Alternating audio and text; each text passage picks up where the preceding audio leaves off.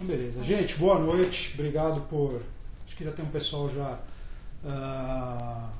Estou muito confortável aqui, já repararam. Eu vou achar meu jeitinho aqui. Eu não sei se é essa mesa, se é esse sofá, mas hoje a gente resolveu fazer uma live, até porque sei que muitos de vocês também seguem a Drica e estão seguindo ela nessa jornada da gastroplastia endoscópica, e aqui a gente sempre trabalhou, para quem não segue ou começou a seguir agora, já é nosso seguidor, meu, da Pamela, do Sérgio, da clínica, enfim, que é paciente inclusive, ou que tem muita dúvida em relação aos procedimentos endoscópicos. A gente fala um pouquinho das dietas, né? Mas antes de falar, e hoje eu vou muito mais fazer perguntas para a Pamela do que propriamente falar para vocês que pelo menos a princípio, a gente fala um pouquinho desses procedimentos endoscópicos ou de emagrecimento, e falar para vocês que eu sempre falo para os meus pacientes em relação à perda de peso. Não importa se vai ser uma perda de peso, se vocês querem seguir uma vida saudável e perder o peso, seja por só mudança de hábitos alimentares, estilo de vida, se vão fazer uso de medicamentos, se vai ser por via endoscópica, se vai ser por via cirúrgica, por sleeve, bypass, não importa.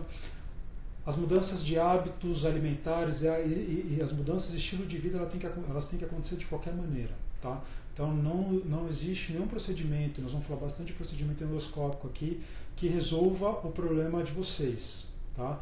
Então, eu acho que hoje tem espaço para todo mundo, tem espaço para trabalhar paciente clínico, tem espaço para trabalhar os procedimentos endoscópicos, tem muito espaço para trabalhar os procedimentos cirúrgicos também.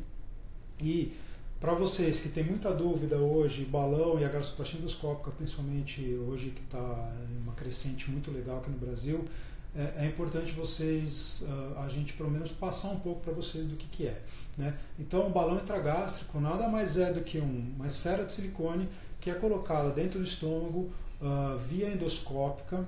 Ela vai ocupar mais ou menos, né, sendo bem sucinto, cerca de 40% do volume total do estômago do paciente. Ela é insuflado com um soro, fica no fundo gástrico.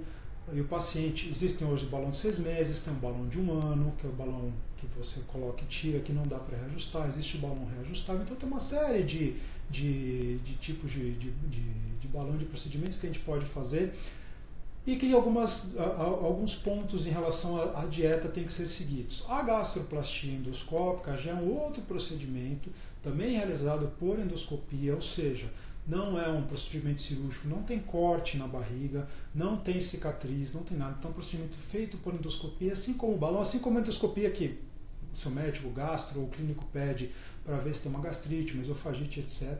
Então é o mesmo procedimento por endoscopia, que é feita uma sutura por dentro do estômago, onde o volume do estômago é reduzido em mais ou menos 60% a 70% do volume total do estômago, ele é reduzido. Então a gente diminui a quantidade de comida que o paciente pode comer, aumenta a saciedade desse paciente, e esse procedimento tem uma durabilidade de cerca de 1 ano e meio a 2 anos, dependente de como você cuida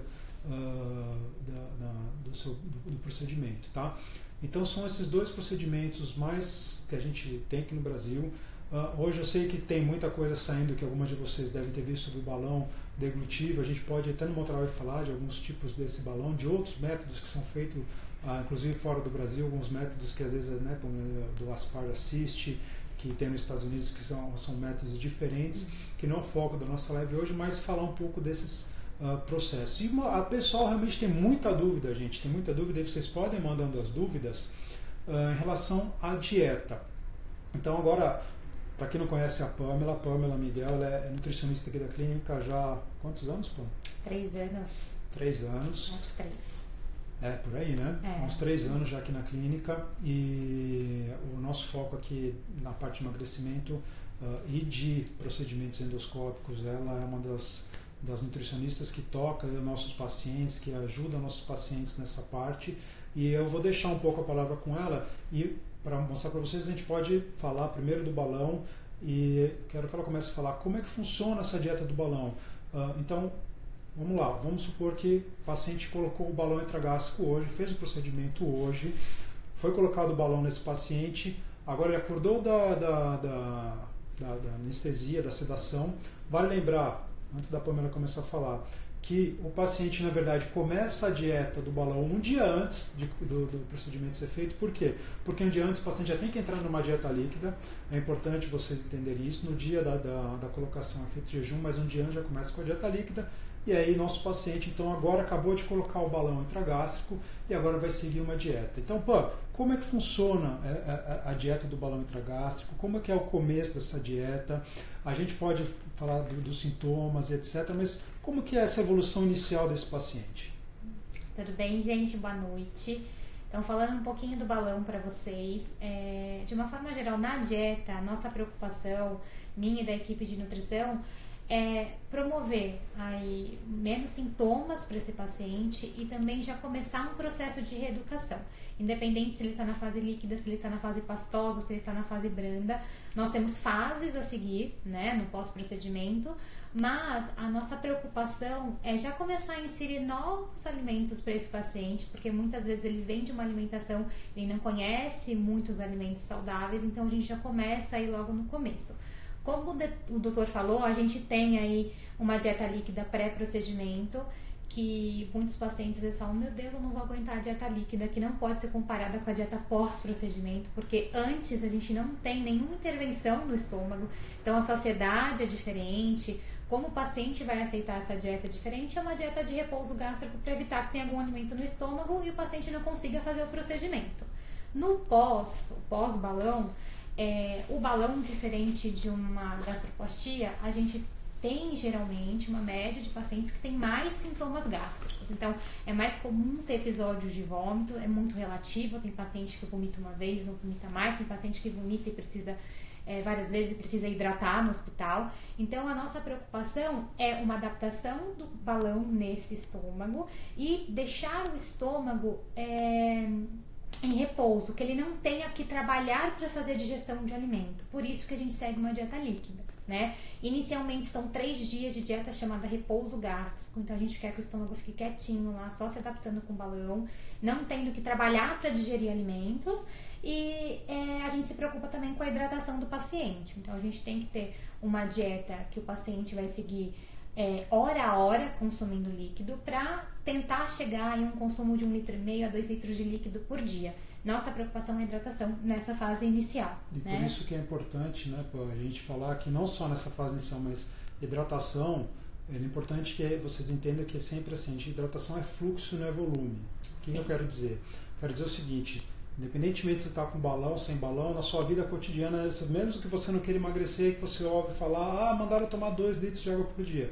Não tomar água o dia inteiro, chegar em casa e querer tomar 2 litros num gole só, galera, sinto muito, vocês não estão se hidratando, tá? Muito pelo contrário, vocês não estão fazendo nada além de tomar água demais, sem se hidratar, e aquilo você vai perder pela urina, então não é válido. E aí, eu te faço pergunta que muita gente me faz, e acabou me fazendo nos últimos dias, até por conta da dieta da gastroplastia, que também tem essa primeira fase de dieta líquida, um pouco diferente do balão, mas também é. Qual é a diferença da pessoa fazer uma dieta líquida sem o procedimento, se não daria na mesma? Aí eu falo, que foi o que você falou, né, Pam? Que não é só fazer a dieta líquida, mas é muito mais o sintoma que o balão, o gastro, ele vai causar no paciente no primeiro impacto, né? Pela restrição, pelos sintomas que ele vai causar, e aí sim o paciente tem a necessidade de fazer essa dieta líquida e também assim a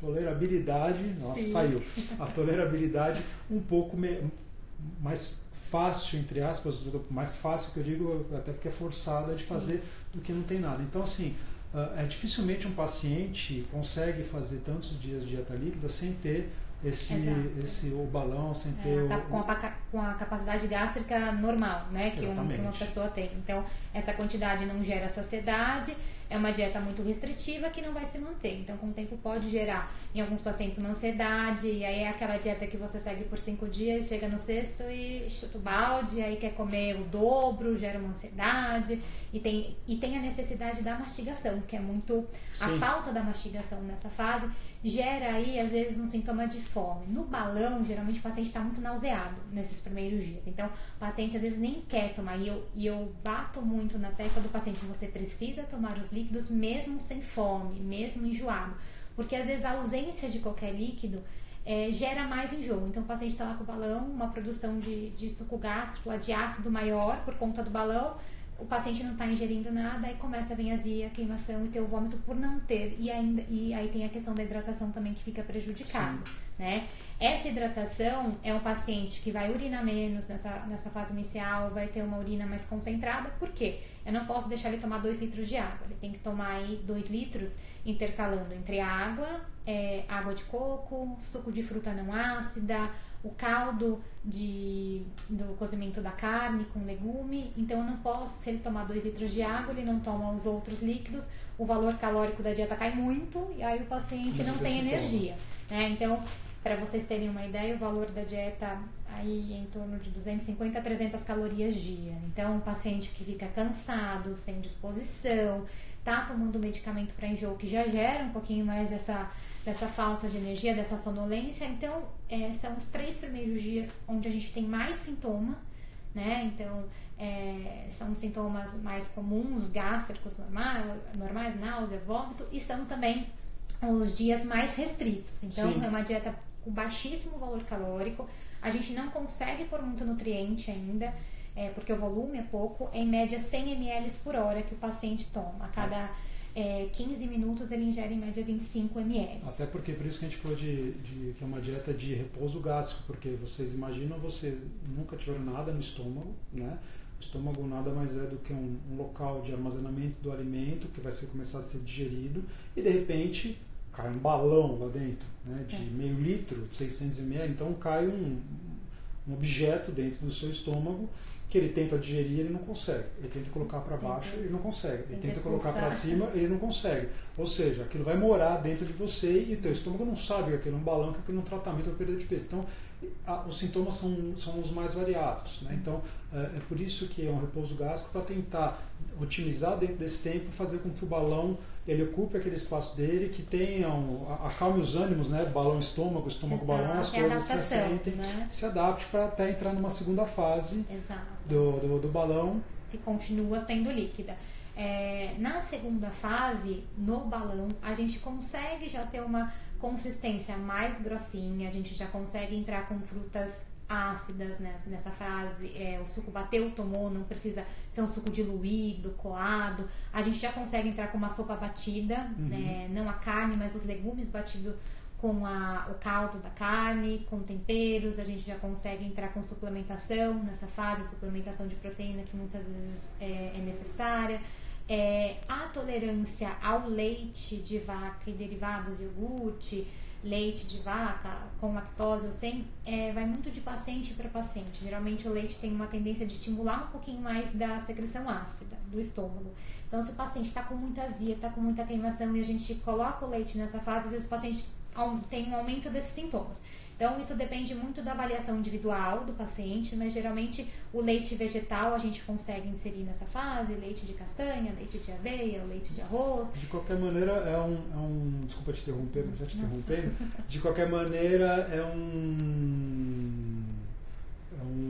uma fase que a gente, apesar de ser uma dieta líquida, a gente consegue começar a colocar mais nutriente, começa a colocar macronutrientes, né? Começa a melhorar o aporte de proteína, de gordura, de carboidrato. Então, é uma fase que geralmente o paciente começa a tolerar melhor, é uma fase que o paciente começa a se animar, é uma fase que o paciente começa a ver algum resultado inicial, começa, né? Ele tem uma melhora, tolera melhor o balão, né? Sai daquela fase de náuseas, etc. Né? Então, é uma fase que você sai daquela adaptação, mas você ainda fala ao paciente que o paciente está reaprendendo a comer, mas ainda não tem mastigação, que é um pouco da ansiedade, que seria uma terceira fase que ele vai entrando.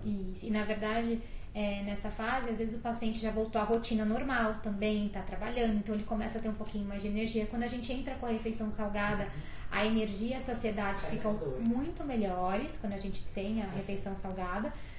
Mas às vezes essa refeição salgada nesses 3 primeiros dias gera muito mais náusea, então ele não consegue tolerar. Então nessa fase ele já consegue, e por ter o sal dá já mais um pouquinho de energia e o paciente sente-se alimentado. Tem muito paciente que sente a falta, porque se a gente pensar nos outros líquidos, água de coco, suco, isotônico, o suplemento de proteína é tudo doce, então às vezes não vier a saciedade, sente a falta do salgado. Sim. Nessa fase o volume continua 100 ml, a gente não pede mais 25 ml a cada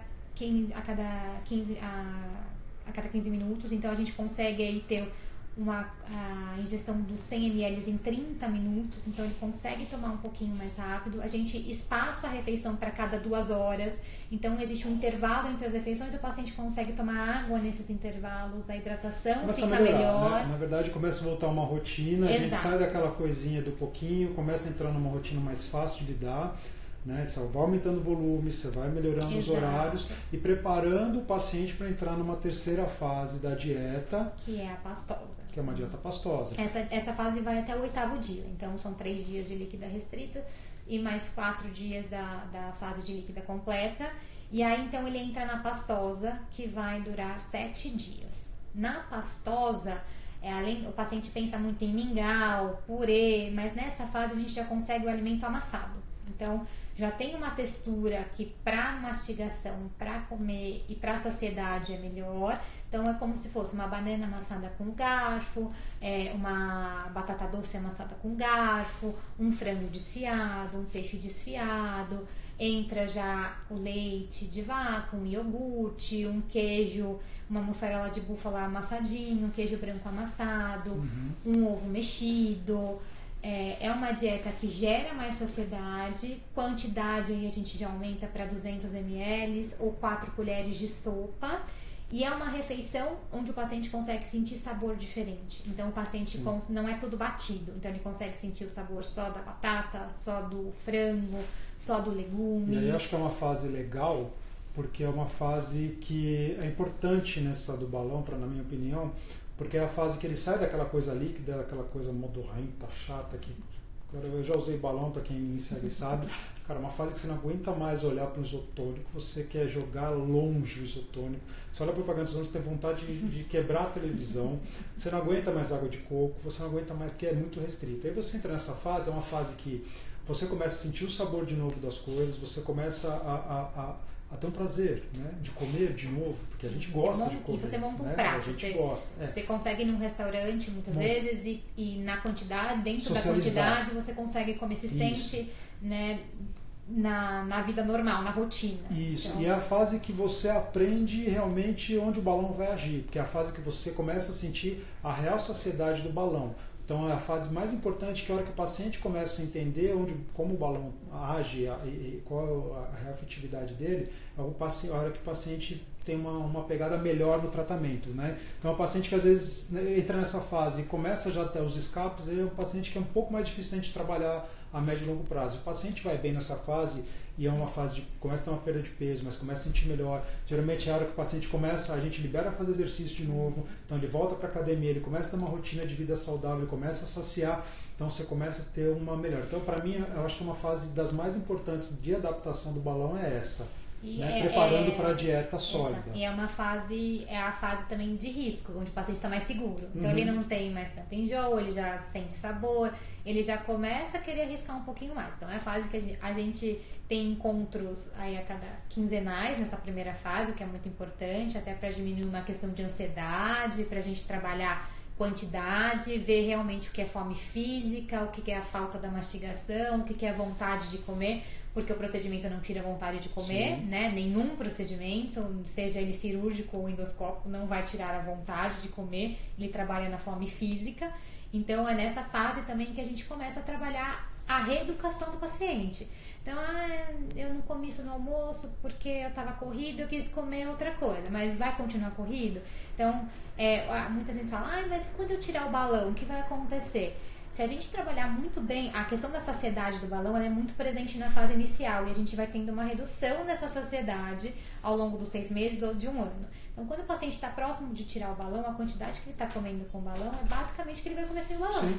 Então, a gente já consegue ter o processo aí de reeducação. Então, é um paciente que antes, se ele come uma quantidade menor com o balão, ele vai comer uma quantidade maior sem o balão, mas de um alimento saudável. Então, se ele fez a reeducação nesse processo, a chance de manter o peso é ótima nessa fase. Então, ela dura 7 dias. E depois desses 7 dias a gente vai para a branda, que ainda não é a geral, a consistência tradicional, mas é muito próximo, né? A quantidade mantém a mesma, 200 ml, 4 colheres de sopa, só que na branda é tudo cozido e não a massa. Então não tem nada cru, de difícil digestão. Não tem as folhas, não tem pedaço de carne. As carnes em pedaços que são difíceis de digerir, né? Mas é também não essa tem nada fase, crocante, né? É exatamente aquela fase da transição entre o sai do pastoso, sai da papinha, começa, né? Você a mastigar de verdade, sem entrar o cru, que seria o geral, né? A dieta geral. Que é uma fase que geralmente o paciente já está mais bem adaptado, o paciente já não tem muito sintoma ruim do balão, e a hora que o paciente começa a querer também muitas vezes pular a cerca do balão, começa a querer em festa de aniversário, começa a querer nos churrascos, começa a querer, né? Então assim, já sente mais seguro, porque também é uma hora que às vezes ele perdeu um peso bom, que agora ele acha que o que ele comer vai continuar perdendo peso. Exato. Gente, uma coisa importante, não tem nada dentro do balão intragástrico que sugue a energia da comida, que transforme ela em poeira cósmica, tá? Comeu a mais, não importa, o balão está ocupando aquele espaço, o balão vai diminuir a velocidade de esvaziamento do estômago, mas se comeu a mais, comeu errado, nessa fase vai já começar a ganhar peso. Hoje, graças a Deus, são poucos os pacientes que começam, que tem o ganho de peso com o balão, mas eu noto que, de nossa experiência para cá, que nessa fase da pastosa, alguns já começam a escapar, que a gente consegue segurar, mas a maioria dos pacientes é nessa transição. E muitos deles nessas horas que acabam errando, e é importante que tenha esse acompanhamento também. E que a gente consiga trazer o paciente, porque o processo de reeducação mesmo, ele vai acontecer na fase geral, que é onde a gente consegue trabalhar os alimentos mais saudáveis. Então a fase geral, às vezes ela também soa como liberou tudo, né? Então não é bem assim, a gente não libera tudo. A gente libera todas as texturas, os alimentos de mais difícil digestão, porém a gente trabalha alimento saudável. Então aqui que a gente vai colocar fibra, vai colocar alimento cru, pedaço de carne, e o paciente já consegue montar um prato normal, porém com qualidade. Então essa fase também, que é uma fase muito difícil, né? Às vezes até mudar o nome de geral, porque geral eles acham que pode comer tudo. E não dá pra comer tudo. Então a gente tenta manter esse volume, a gente tenta sempre orientar o paciente, montar prato de sobremesa a partir dessa fase, porque o visual também tem um impacto muito grande. Então se vocês colocarem essa quantidade de 4 colheres de sopa, é isso por refeição. Então, uma colher de carboidrato, uma colher de feijão, lentilha, ervilha, grão de bico, uma colher de legume e uma colher de legume ou verdura e uma colher de proteína. Se você olhar isso num prato normal, principalmente pratos de restaurante por quilo, que são pratos grandes, né, que é proposital para você querer encher o prato com mais comida, você vai olhar aquela quantidade e meu Deus, eu vou comer só isso. Então, é muito pouco. Aí vem a questão do psicológico, vou comer pouco, vou sentir fome. Então, trabalhar, comer em prato pequeno, comer com talher pequeno e mastigação. Então tem muito paciente que fala, põe o balão, não pode mais comer salada, põe o balão, não pode mais comer carne porque arrota, porque a salada vai grudar no balão e vai estourar o balão.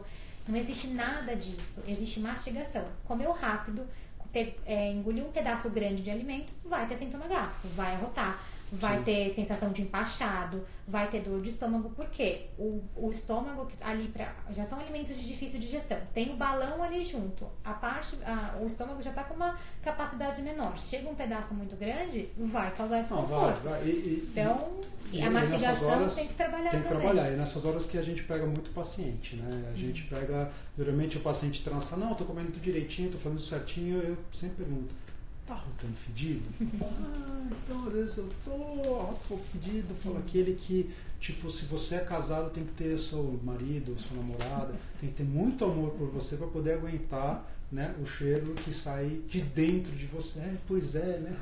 É normal, tá esperado pelo balão, não é esperado. Porque assim, se não mastigar, não fizer a mastigação correta, não comer devagar, não fizer todas essas mudanças, e aí começa a entrar realmente, né, porque a gente falou no começo, as mudanças de hábito de verdade, porque, claro que no começo você está numa dieta líquida, uma dieta mais forçada, está sem fazer exercício, depois você começa a fazer exercício, começa a melhorar, está numa dieta pastosa, entra numa dieta branda, vai para uma dieta geral, diminuindo porções, aprendendo a mastigar. Então, são essas pequenas mudanças. Eu sempre falo para o paciente, mas eu como muito rápido. eu também como rápido. Então, aprenda a burlar isso aí, coloque o celular na sua frente, coloque um cronômetro, né? Tente trabalhar o tempo que você vai fazer uma refeição. Então, dentro daquele tempo de 15, 20 minutos, em vez de comer em 20 segundos, come em 20 minutos. Porque mesmo se você estiver, se o balão tiver, você for um paciente de balão, o balão está dentro do seu estômago, você comer em 10 segundos, não dá tempo do balão saciar. O balão não vai conseguir te dar a sensação de plenitude e saciedade se você pelo menos não mastigar o alimento e não saborear o alimento. A gente muitas vezes come sem sentir o gosto da comida. Então, fazer essa junção de mudança de plano alimentar com mudança de hábitos, começando por comer devagar, mastigar, saborear, curtir o alimento. Eu já tive muito paciente meu, por experiência própria mesmo, você consegue comer uma quantidade menor, né? E você consegue se saciar e se satisfazer com aquele pouco, né? Aí vem aquela coisa, mas eu tenho vontade de doce, eu tenho aquela vontade, mesmo que eu coma, de comer a mais. Aí a gente vai estudar cada caso individualmente, vamos ver a parte metabólica, a parte clínica, a parte da ansiedade, né? E como tentar entender um pouco o paciente. Rotina de exercício, então entra a suplementação. Aí o tratamento passa a ser individualizado, então não existe uma regra. Não que antes não seja individualizado, a gente trabalha com preferência do paciente também, mas existem as fases que devem ser seguidas, não é uma dieta por escolha, né? É um pós-procedimento. Então é a mesma coisa, você faz uma cirurgia, você tem o pós-operatório, você tem os remédios que você tem que tomar, você tem a dieta que você tem que seguir, e nada mais é do que quando a gente faz o procedimento mesmo por endoscopia. E aí na fase geral a gente já consegue trabalhar e mudar hábito. Então a gente aí tem às vezes 5 meses para mudar hábito, quando é um paciente de balão, de 6 meses, ou aí 11 meses para mudar hábito com o paciente. A fase inicial é igual para 6 meses ou 1 ano, então é basicamente a mesma coisa. E a gente consegue aí ter esse tempo para encontrar as dificuldades do paciente e ajudar. O balão, ele vai ser uma ferramenta para o paciente comer pouco e aprender a comer direito. Então, não é o nosso objetivo que o paciente que tenha aquela saciedade do começo até o final. Porque se ele fica 6 meses super saciado comendo pouco, quando ele tira o balão, aquele vazio, nossa, e agora? O que eu vou comer? Não aprendeu a comer.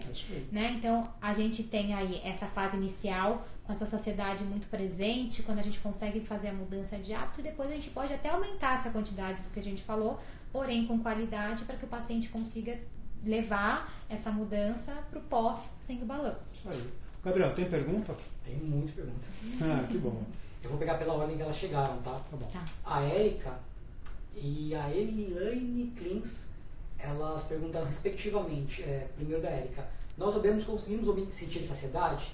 Esses procedimentos ajudam com isso? Uma hora e vai? É que você acabou de responder mesmo. Sim. O Gabriel já respondeu pra gente.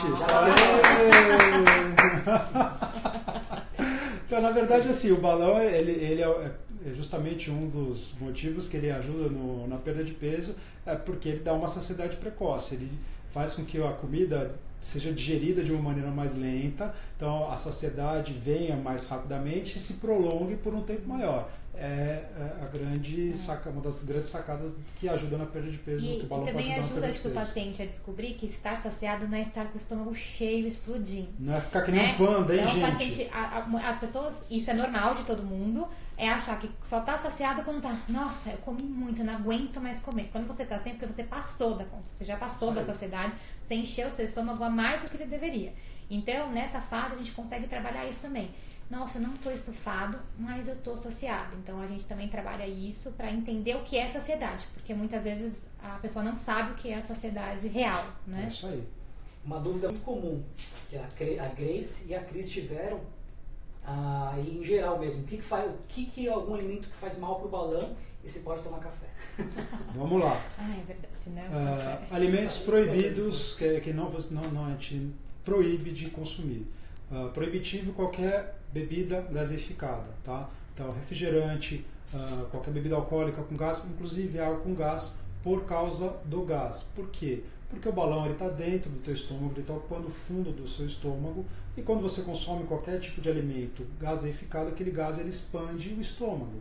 E a hora que você coloca o gás para fora, né? Arrota, né? Quem diz, esse gás ele sai e o balão ele pode descer e ficar impactado. Ele impacta no final do estômago, isso pode causar muito mal-estar, pode causar vômito, pode causar algum problema um pouco mais chato de ser resolvido. Então, qualquer bebida com gás. O café, numa fase não inicial do balão, não nos primeiros dias de adaptação, que a gente não aconselha, mas depois pode tomar café. A gente pede para não consumir bebida alcoólica, né, evitar os alimentos industrializados, para mudança de hábitos, mas proibitivo, a princípio, são as bebidas gaseificadas. Gaseificado que é por... Acerca de exercícios, a Jaqueline Vale perguntou se pode fazer musculação, e já emendando, a Marina C perguntou se desse exercício pode ser tipo boxe, exercício com contato.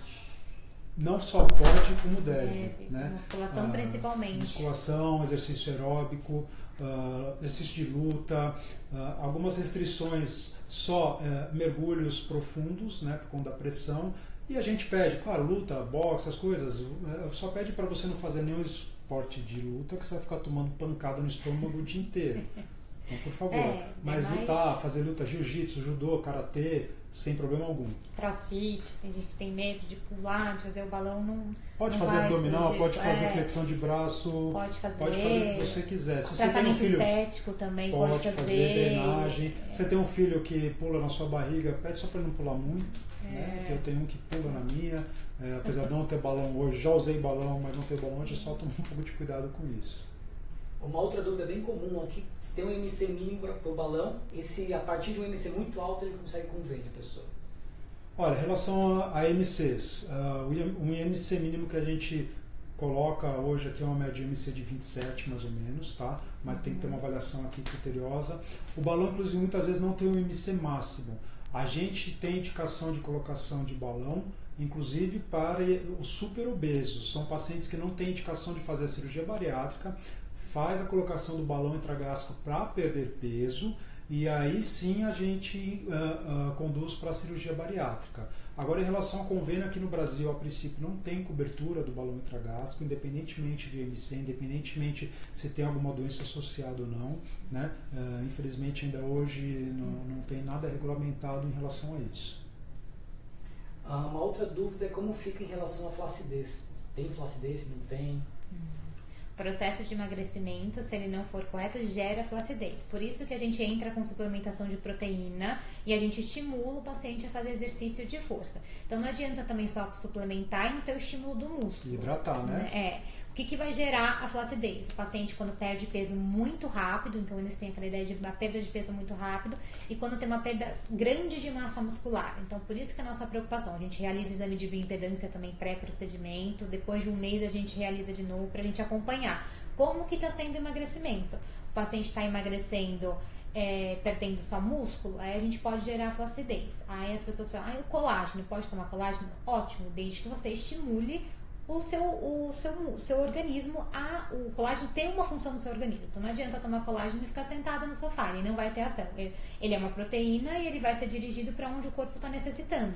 E às vezes estou com o sistema imunológico baixo, ou não estou fazendo atividade, ele vai ter essa ação. Então a flacidez ela vai existir no balão, na gastroplastia ou no emagrecimento convencional que você faça, se você não tiver o exercício físico, né, associado ao processo de emagrecimento, se é um processo grande de emagrecimento, e se você não tiver uma suplementação ou uma alimentação correta aí com relação à proteína.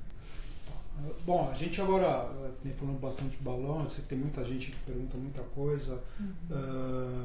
A gente depois vai responder todas essas perguntas. É justamente isso, qual que é a diferença do balão para gastro? Vamos falar de gastroplastia endoscópica, né? A gastroplastia, como eu já falei, é um procedimento endoscópico, uma sutura endoscópica, então não tem corte, não é cirúrgico, né?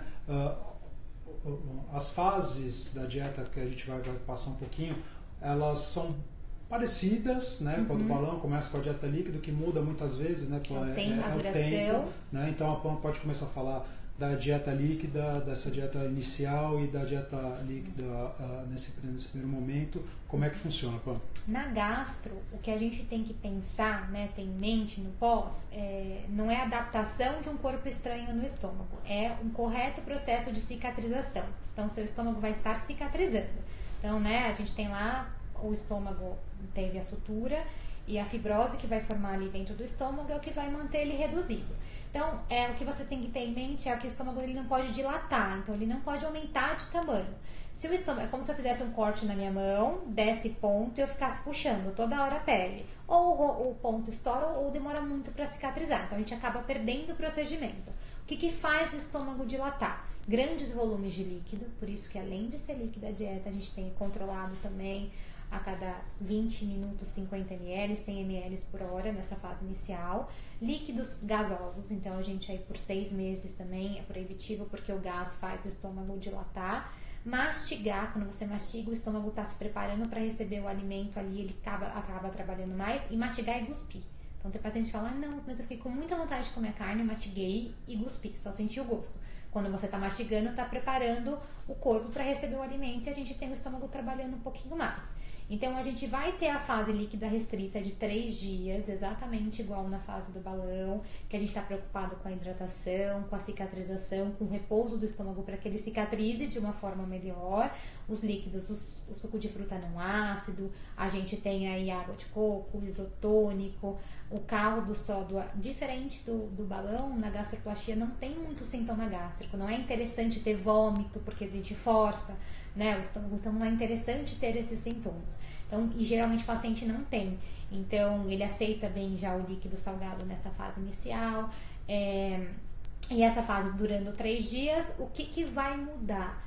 A partir do 4º até o 10º, onde no balão a gente já entra com uma líquida mais liberada, a gente mantém essa líquida restrita, ainda sem fruta ácida, ainda sem leite vegetal, sem leite de origem animal. O que vai mudar? A sopa passa a ser uma sopinha batida, mas bem ralinha e sem bater a carne, só a água do cozimento da carne com os legumes, e a gente já entra com a suplementação de proteína em pó nessa fase, né? E essa fase dura 10 dias.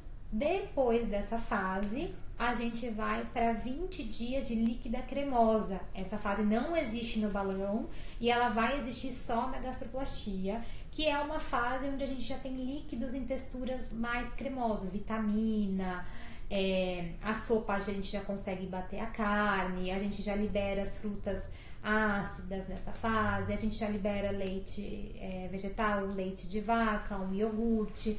É uma fase que a gente tem aí, nas fases iniciais o volume são 100 ml por hora, nessa fase a gente pode ir de 100 a 150, sempre respeitando a saciedade. Estou saciado com 100, mantenho 100, posso chegar a 150, a gente evolui aí para alimentação a cada 2 horas nessa fase também.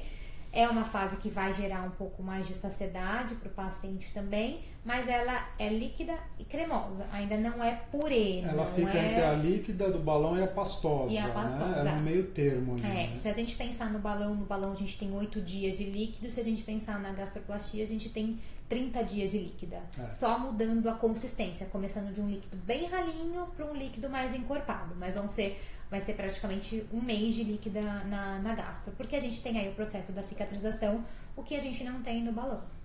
E a diferença de sintomas aí, gente, assim,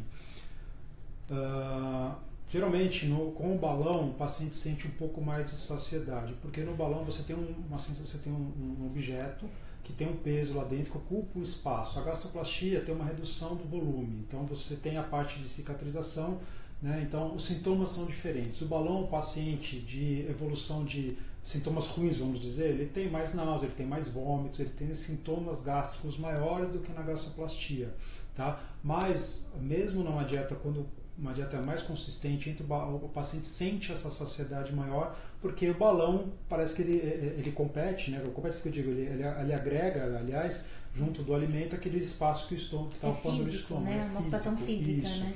Na gastroplastia não, você não tem nada lá dentro, você tem o estômago que está costurado, uma redução do volume, mas o estômago está lá, apesar de uma parte dele estar fechada, está costurada, ele está presente ali, não tem nada que pese, tem sintoma de peso. Então, muitas vezes, o paciente, quando sabe que exagerou, ele às vezes tem uma menor sensação da saciedade, né, do peso que o balão dá, ele tem uma sensação de saciedade muito mais por dor.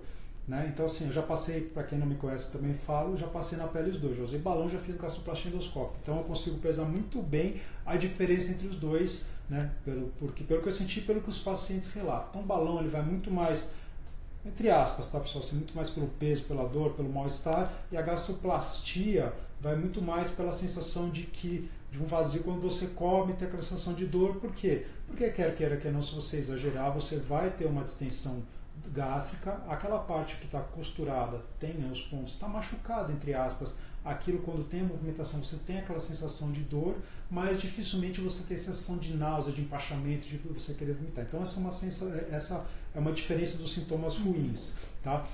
Geralmente nessa primeira fase a dieta líquida realmente, para quem faz a gastroplastia, não dá essa baita sensação de saciedade que muitas vezes o paciente busca, porque na maioria alguns pacientes aqui da clínica, inclusive hoje, são pacientes que fizeram gastroplastia endoscópica que usaram o balão, então eles às vezes pensam que o sintoma vai ser muito parecido e é um pouco diferente, mas a perda de peso ela é tão efetiva quanto, né? A gente tem uma perda de peso boa e geralmente quando o paciente entra nessa segunda fase, ele começa a sentir um pouco dessa sensação de calmaria, né? Olha, eu consegui comer, meu estômago tolerou, eu não preciso sentir aquela dor e a coisa começa a sentar. Por quê, gente? Porque o líquido, na verdade, ele passa muito rápido pelo nosso estômago. O líquido, ele não é qualquer alimento, uma consistência muito líquida, líquido fino, ele não fica parado na nossa câmara gástrica, não para no estômago, ele desce. Então a sensação de plenitude e saciedade ela fica um pouco deficitária. Aí quando você começa a colocar uma consistência, a comida começa a ficar mais tempo parada no seu estômago e isso gera essa sensação. Um pouquinho mais da gordura, com o esvaziamento gástrico mais lento, então a gente consegue gerar essa saciedade um pouquinho maior no paciente. Ele está descobrindo também, né, como é essa nova sensação de saciedade, ele está mais seguro também nessa fase, porque também gera as fases iniciais de insegurança, um pouco de medo de alimentar, vai doer ou não vai doer, então o paciente já está mais seguro, ele está entendendo um pouquinho mais sobre a alimentação. E é uma fase mais difícil mesmo, né? Que dura muito tempo, né? São 20 dias parece e aí... que não acaba, parece que e não a gente acaba. até tenta variar, bater suco com frutas diferentes, água de coco no lugar da água, variar o sabor da sopa, porque pensa, você toma 100 ml da sopa, então se você fizer uma panela de sopa e só aquela panela, você vai tomar por 1 mês e meio a mesma sopa, então a gente estimula, não é legal congelar alimento, mas nessa fase a gente precisa fazer 2, 3 tipos de sopa para congelar e variar também a quantidade de legumes, de vitaminas que a gente vai ter, minerais nessa sopa, então a gente consegue variar, fazer picolé de fruta batida com whey, para também ter uma outra forma de ingestão da suplementação que acaba sendo enjoativa. Então, sempre que eu falo ao paciente, vai fazer suplementação de whey, compra sem sabor, pelo menos no primeiro mês. Sabor neutro, né? Sabor neutro, porque se você compra o chocolate, eu amo chocolate, é chocolate 4 vezes ao dia. Você Chocolate vai enjoar. Às vezes o paciente compra de banana com açaí, de abacaxi com hortelã, chega no terceiro dia, não aguenta. Nessa fase inicial, não invente muito sabor, porque você vai estar com só o sabor doce. Nessa fase a gente libera também o salgado até 4 vezes ao dia, para o paciente conseguir também colocar entre esses lanchinhos, como são vários lanches ao longo do dia, alimento salgado, que acaba sendo a sopa, né? E o paciente fala, tem que comer a cada 3 horas, né? Ou tem que comer quando eu tô com fome. Quando a gente fala nesses procedimentos na fase inicial, tem que comer a cada 3 horas, porque se você correr o risco de não fazer um lanche e chegar na refeição com muita fome, você não vai conseguir comer grande quantidade. Sim. Se você comer uma quantidade a mais por estar com fome, você vai ter dor, ou você vai passar mal com o balão. Então, por isso que nessa fase inicial, a gente tem que respeitar os horários e fazer os lanchinhos no... E com a gastroplastia eu passei por isso, né? Com a gastroplastia no começo... durante o dia com a dieta líquida, muitas vezes não sentia fome, com a dieta líquida cremosa, tá? Sim. Eu não sentia fome.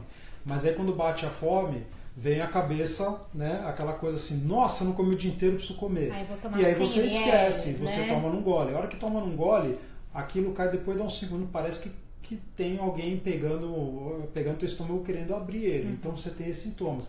E aí quando você aprende, nessa fase inicial, a fracionar melhor, você aprende que você não sente fome, não dá aquela baita saciedade que o balão dá, mas em compensação a fome ela diminui, então assim, você tem essa saciedade não tão evidente, você não sente aquela coisa evidente do balão do peso, mas Sim. Você tem uma saciedade um pouco mais tranquila, de você conseguir levar, de você conseguir segurar, e você consome um pouco do outro alimento, uma outra refeição você consegue segurar, e aí você começa a aprender a lidar com isso até entrar na outra fase, na fase depois de um mês. E nessa fase legal da fase da dieta líquida cremosa, que dura um mês, é onde o paciente tem uma perda de praticamente 10% do peso inicial.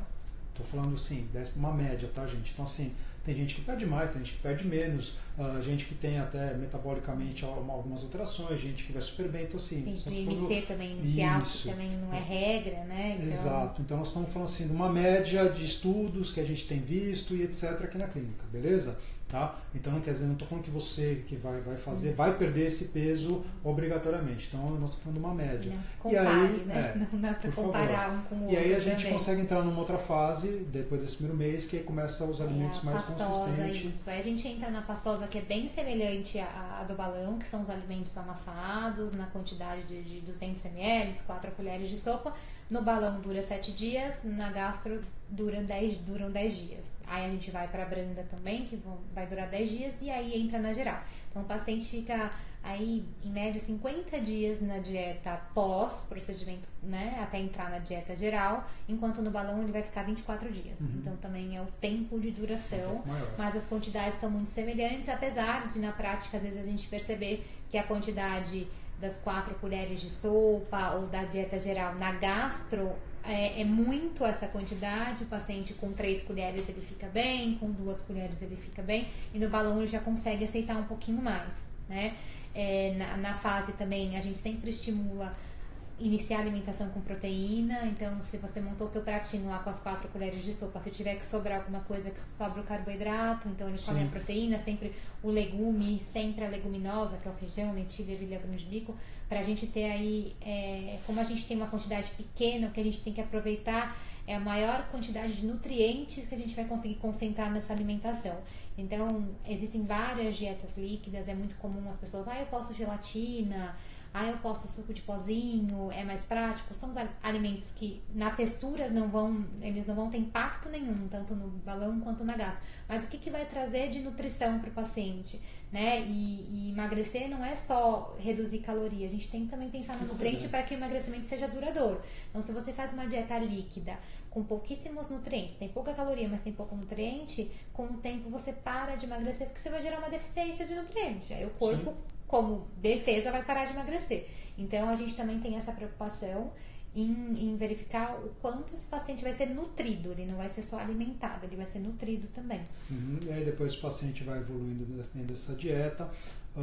E mais importante, né, disso tudo é você ter uma compreensão do processo que a gente vai passar. E não falando só do balão, da gastroplastia, de tudo, né? Do processo que você vai passando, e compreender que para você emagrecer, você está utilizando as ferramentas com um objetivo comum, que é o emagrecimento, mas que você sabe que, gente, comer pouco não quer dizer que você vai desmaiar. Então, por exemplo, hoje né, a gente às vezes almoça aqui perto, eu já falei até no blog da Drica, meu prato hoje, em média, 250 gramas. Eu tenho 1 ano e meio de gastroplastia endoscópica. Até 6 meses atrás, 180 gramas, 200. Eu sei que agora cabe um pouco mais, mas até conseguiria comer mais, mas eu consigo me satisfazer com esse pouco. Não perco massa magra, continuo perdendo meu peso devagarinho, continuo fazendo meu exercício, continuo fazendo tudo que tem que fazer, mas muitas vezes o paciente, e é claro que vale uma outra coisa, que a gente tem paciente de 1,50 m com 80 kg, 1,50 m com 70 kg, a gente tem paciente de 2 metros com 180 kg. São pacientes totalmente diferentes, inclusive na necessidade de caloria, na necessidade de proteína, e a gente vai adequando, individualizando isso né? Em ambos os pacientes, tanto na gastroplastia quanto na cirurgia, quanto no balão intragástrico. Mas a gente tem que entender que quando você otimiza e você aprende esse tipo de dieta, você aprende a fazer essa alimentação correta com a gastroplastia ou com o balão, você aprende que a gente, para viver, não precisa de muito, a gente precisa ter qualidade e não quantidade. Né? E a gastroplastia ensina isso muito, principalmente quando a gente entra na fase sólida, na fase geral da dieta. Tá? Porque é aquela coisa, comer uma colherinha a mais do que você realmente precisava, você vai ter o sintoma. Não vai vomitar, não vai passar mal com o balão. O balão você tem um lado de passar mal, mas o balão você, por um outro lado, se você fica cometendo erros sucessivos, a tendência é ele se adaptar um pouco mais. A gastroplastia não, a gastroplastia você vai continuar tendo. Claro que você vai perder a gastroplastia, como você perde a efetividade do balão, se você não fizer uma alimentação correta e aumentar muito as quantidades. Você perde também de um procedimento cirúrgico se você também não seguir. Claro, estar disposto a mudar, né? 1/3 dos pacientes pós-bariátrico reganham peso, praticamente. Tá disposto a mudar. Então tem que estar disposto a mudar. Se você sempre fez a mesma coisa e chegou nesse peso, se você continuar fazendo com o balão, com a gastro, mesmo que seja em menor quantidade, o resultado não vai mudar. O resultado no final vai ser o mesmo. Então tem que estar disposto a mudar. Não é fácil. Então não é fácil falar para um paciente que come em 5 minutos que ele tem que tomar 100 ml em 1 hora. Mas eu preciso que a gente vai trabalhando aos poucos. Você come em 5, então eu quero que agora você come em 10.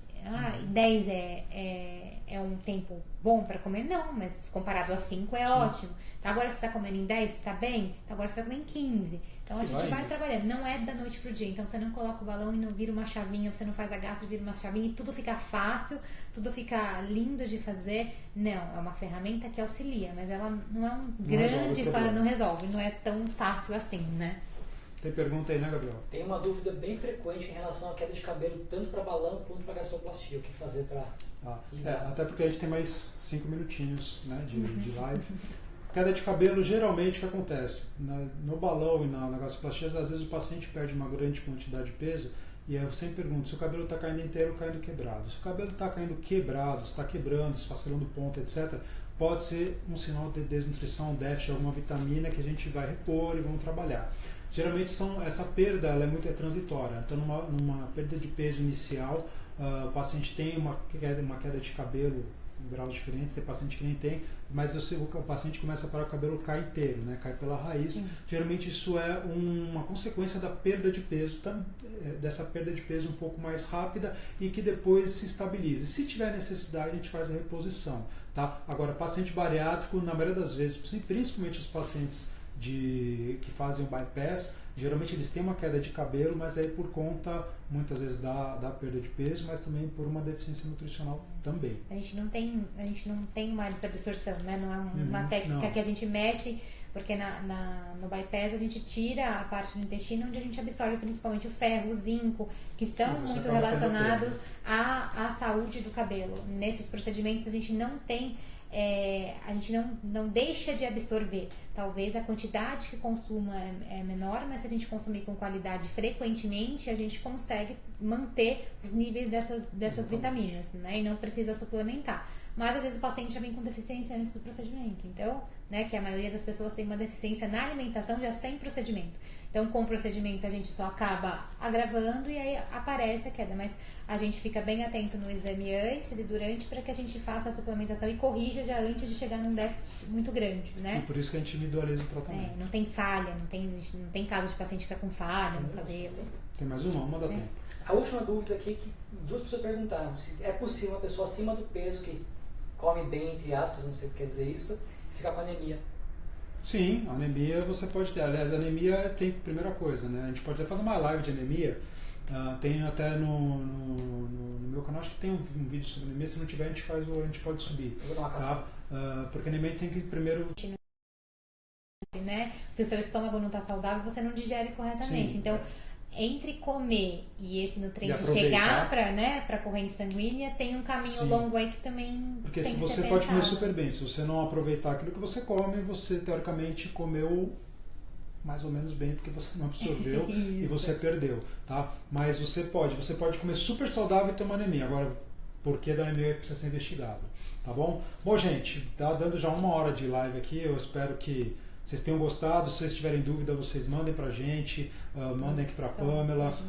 Queria que o senhor tivesse entrado, mas ele fugiu aqui da live, só veio aqui dar pitaco errado aqui na nossa live, pra variar, né?